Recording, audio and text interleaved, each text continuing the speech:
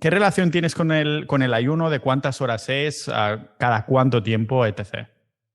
Bueno, pues a mí me pasa un poco como a ti. Yo cuando nada más levantarme me apetece algo calentito y yo me suelo tomar un mentapoleo en ayunas y no me entra hambre hasta las 10:30, 11 de la mañana.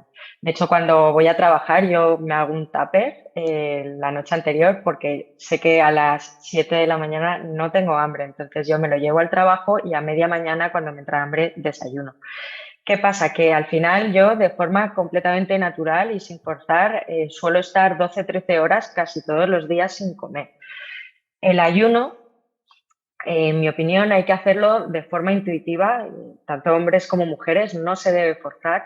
Y antes de ponernos a ayunar, yo creo que es importante hacerte un periodo de transición a dieta cetogénica, recuperar la flexibilidad metabólica y cuando ya la tengas, entonces puedes empezar a hacerte ayunos, porque si no, te puedes encontrar muy mal, puedes incluso entrar en hipoglucemia. Hay riesgos en estas cosas si están mal hechas. ¿Qué pasa? Que como a veces se ponen de moda ciertas cosas y se hacen mal, entonces ya te dicen que es peligroso. Cuando no solo no es peligroso, sino que es buenísimo para la salud, hasta el punto de que, si no me equivoco, es la única temática que tiene dos premios Nobel en la historia, que un mismo tema se haya llevado dos premios Nobel. Entonces, a mí me parece un poco surrealista cuando sigue habiendo médicos que te dicen no ayunes, que es peligroso. Habría que decir, hay que ayunar, pero vamos a hacerlo bien. Ujú. Entonces, yo ayuno de forma intuitiva y sí que un día a la semana intento aguantar más. ¿Por qué? Porque muchas veces también confundimos el hambre con la sed. Entonces, un día a la semana que yo me noté con ganas, sin forzar, lo prolongo y simplemente me salto el desayuno y aguanto hasta la comida. Entonces, al final suelo hacer 17 horas, 16 horas, también depende un poco, ¿no? Y luego me pasa un poco como a ti, cada X meses, a veces es cada 3, a veces es cada 5 meses, me surge alguna situación en la que el cuerpo me pide ayunar y me hago un ayuno de 24 horas porque yo estos ayunos los hago porque me los pide el cuerpo y como sé que antes o después me lo va a pedir, no lo intento forzar. También creo que una persona que esté perfectamente adaptada lo puede forzar y creo que es algo buenísimo para la salud. Pero a mí es que realmente hay momentos del año en el que el cuerpo simplemente me lo pide.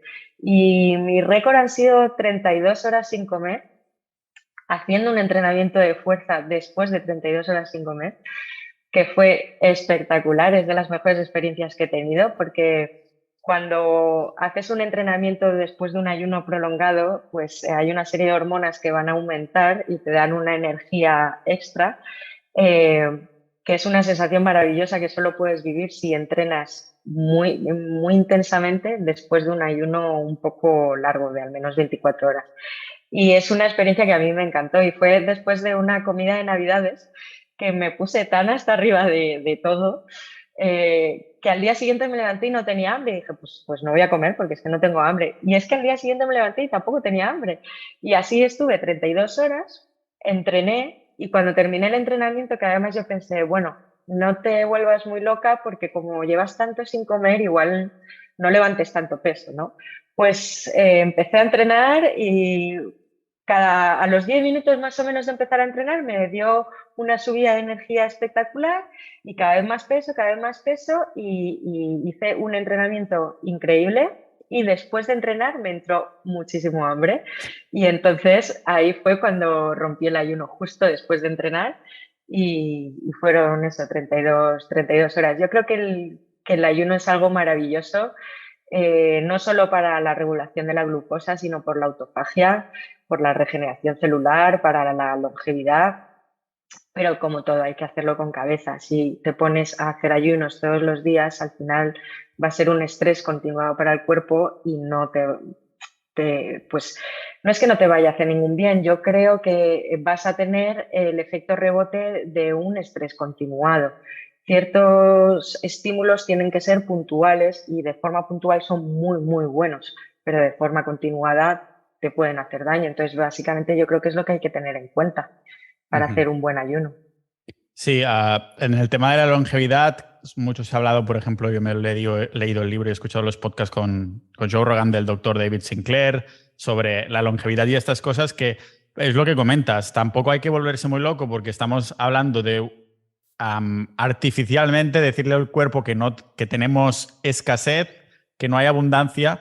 Y una de las cosas, una de las premisas que dicen estos doctores de la longevidad, como Aubrey de Grey o David Sinclair, es que lo más importante, si es una de las cosas que es la más importante, no es la cantidad de comer, las calorías, micronutrientes, macronutrientes, sino cuándo comer, o sea, cuántas veces, ¿no? Y han visto que la menor cantidad posible, o sea, como más largo sea el ayuno, más autofagia, más regulaciones, etc, etc. Pero claro, si después cuando estás comiendo los alimentos que consumes no te nutren, o sea, solo te llenan físicamente, pues estás desregulando el cuerpo de una manera absolutamente increíble, ¿no?